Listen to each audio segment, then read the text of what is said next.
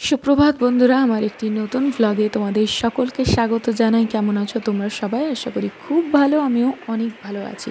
বাইরে সকাল থেকে সেগুড়ি বৃষ্টি শুরু হয়েছে, তো ওয়েদারটাই এইরকম। এক কাপ গরম চা করেছি, বারান্দাটার সামনে দাঁড়িয়ে খেতে বড্ড ভালো লাগে। গাছপালাগুলো রয়েছে তো ভিজতে পারি না, তো কিন্তু এই উপভোগটা করতে ভীষণ ভালো লাগে। একটু বাইরে দাঁড়িয়ে ওয়েদারটা, প্রকৃতির দিকে তাকিয়ে তাকিয়ে একটু চা খেতে আমার ভীষণ পছন্দ হয়। বৃষ্টি দেখতে দেখতে তোমরা কে পছন্দ করো আমাকে জানিও। তো যাই হোক, শুধু তো চা খেলে চলবে না, বা সকালের আমেজটা না কাটিয়ে রান্নাবান্না না করলেও চলবে না। তো এই যে আমার টুকটাক রান্না মোটামুটি হয়ে গিয়েছে। বৃষ্টি তো পড়ছে কন্টিনিউ। তো আজ একটু কাঁকরোল ভাজা করেছি, পটল ভাজা। এই যে শুক্তো হচ্ছে, আমার কর্তার ভীষণ পছন্দের।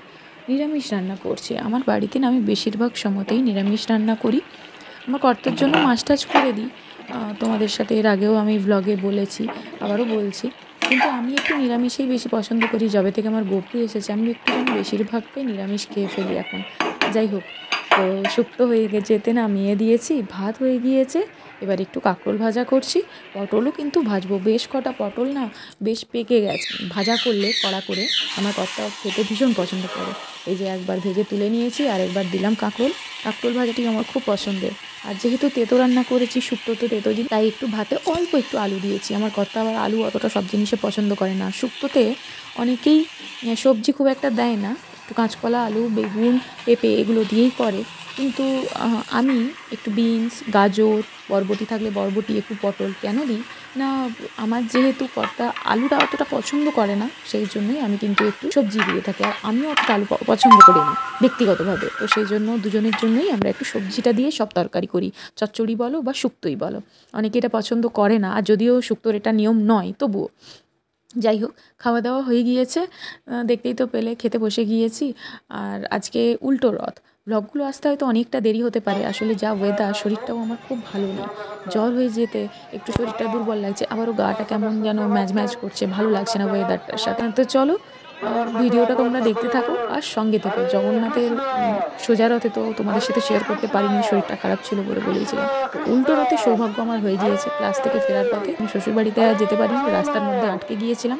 প্রথম দর্শন করলাম ইস্কন মন্দিরের প্রভু জগন্নাথের রথ, তারপরে আমাদের মেদিনীপুর জগন্নাথ মন্দিরের যে রথ, সেই রথ। চলো, সবটাই তোমাদের সাথে শেয়ার করব। তো তোমরা ভিডিওটা শুরু থেকে শেষ অবধি স্কিপ না করে দেখতে থাকো আর সঙ্গে থেকো, তাহলে আমার খুব ভালো লাগবে। আর নতুন বন্ধু হয়ে থাকলে প্লিজ চ্যানেলটা সাবস্ক্রাইব করে দিও। সমস্ত ভক্তবৃন্দ কি জয় মেদিনীপুর বাসী কি জয় বিজয় গৌর সীতানাথ প্রেমানন্দে। তো ঠিক এইভাবেই যেভাবে আমরা তখন এলাম, আমরা কীর্তন করতে করতে এগিয়ে যাব, সকলে এইভাবে শৃঙ্খলাবদ্ধভাবে যাবে। হরি বল গোবিন্দ, হরি বল, হরি বল। উল্টো রথ দেখতে গিয়ে অনেক দিন পর আমার সখীর সাথে দেখা। তো ওর সাথে আমি স্কুলেও পড়েছি, এক কলেজেও আমরা পড়েছি। খুব ভালো লাগলো দেখা হয়ে, বেশ অনেকক্ষণ দাঁড়িয়ে গল্প করেছি আমরা। চলে এসেছে প্রভু বলভদ্রর রথ, তার পেছনে রয়েছে মাতা সুভদ্রা, আর সবশেষে রয়েছে প্রভু জগন্নাথ। তো চলো, তোমরাও দর্শন করো।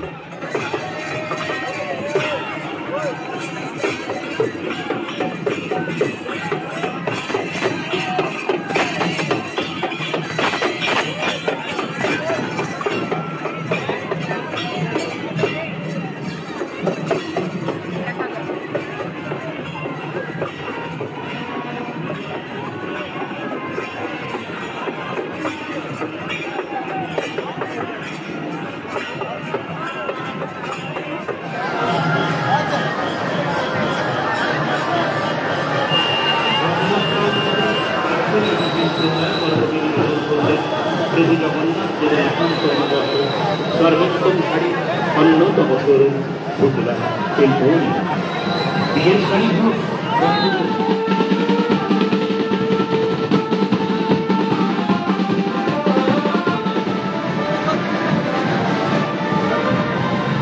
দাঁড়িয়ে দাঁড়িয়ে অবস্থা খারাপ হয়ে গেছে, না এখান থেকে কোথাও বেরোতে পারছি না কিছু।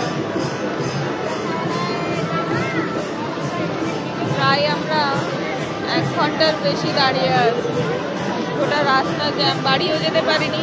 বাবারে এত পজিশন রয়েছে।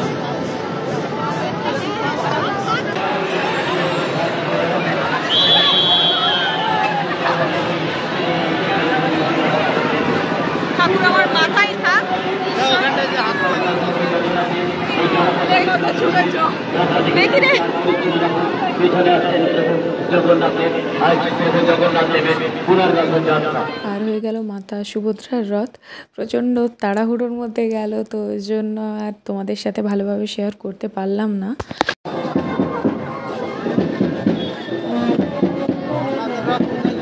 জগন্নাথের রথ এখনো অনেক দূরে, আমরা তার হাঁটা লাগিয়েছি।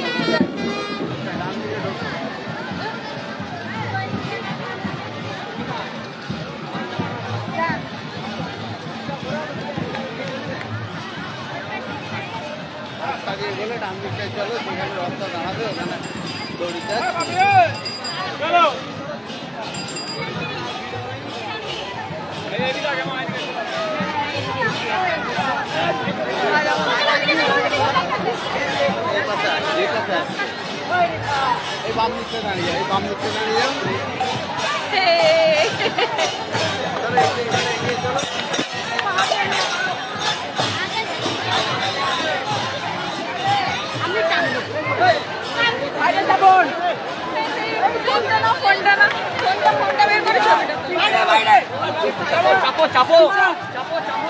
ধরতে পারবো না।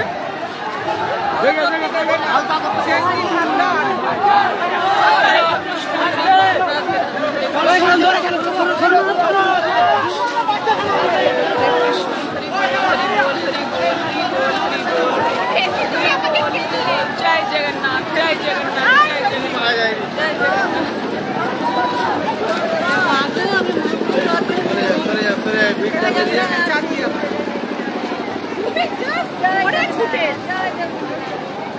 চলো এই ফাইনালি সবার পায়ে পায়ে চিপা হয়ে গেছে প্রসাদ, কিছু করার নেই, একটু পেয়েছি। সবার পায়ে পায়ে প্রচুর চিপা হয়েছে, একটুখানি তুমি আমাকে দাও। জলে দিয়ে দেবে? চলো চলো ওইখানটায় দাঁড়াবে, ওর পাশ দিয়ে গাড়িটা নিয়ে বেরিয়ে যাবে। হ্যাঁ, না এর চলো, পিছনে ফাঁকাই টাটা। হয়ে যাবে, আমরা যেতে যেতে ফাঁকা হয়ে যাবে। আর সবার সাথে রাস্তা শেয়ার করে দিলাম অনেক কষ্ট করে, কিন্তু খুব সুন্দরভাবে দেখলাম। ওখানে হয়তো দাঁড়িয়ে থাকলে বেশি হয়তো ভিড় পেতাম কি কিছু।